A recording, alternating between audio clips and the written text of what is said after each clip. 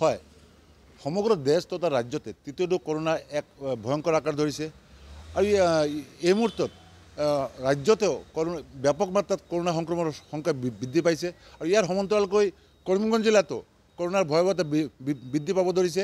আজিৰ দিনত একেলগে কৰিমগঞ্জ জিলাত 21গৰাকী ব্যক্তিৰ দেহত কৰোনা পজিটিভ চিনাক্ত হৈছে আৰু ইয়াৰ মাজত 13গৰাকী এই যিখন কোভিডৰ চিকিৎসালয় আছে ইয়াতে ভৰ্তি কৰা হৈছে আৰু মুঠ কৰিমগঞ্জ জিলাত কোভিড আক্ৰান্তৰ সংখ্যা হৈছে 46। ক'বলৈ গ'লে কৰোনাৰ সংক্ৰমণৰ যি সংখ্যা ইয়াত প্ৰতিদিনাই বৃদ্ধি পাইছে। যোৱাকালিও আমি প্ৰশাসন ফালৰ পৰা যি তথ্য দিয়া হৈছিলে ইয়াতে দেখা গৈছিল যে 4জন আছিলে, ইয়াৰ আগদিনা আছিলে 10জন।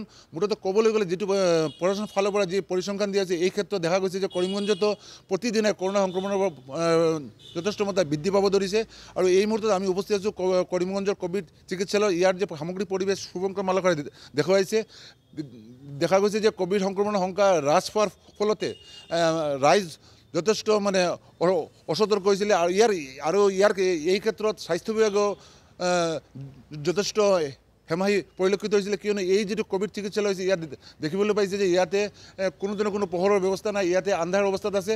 যদিও চিকিৎসালয়ৰ ভিতৰত প্ৰায় 17গৰাকী মুঠ 17গৰাকী ৰোগী আছে চিকিৎসাধীন আৰু ইয়াৰ বাহিৰে বাকীসকল হোম আইচলেশ্যন আছে।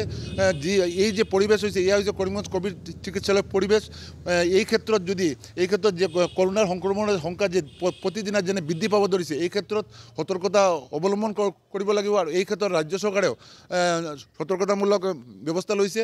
তো এই ক্ষেত্ৰত ৰাইজৰো যথেষ্ট সতৰ্ক হ'ব লাগিব, কিয়নো মাস্ক আৰু চেনিটাইজাৰ ব্যৱহাৰ কৰিব লাগিব, নহ'লে কৰিমগঞ্জতো তৃতীয় ঢৌ কৰোনাৰ এক ভয়াৱহ আকাৰ ধাৰণ কৰিব বুলি আশংকা কৰা হৈছে।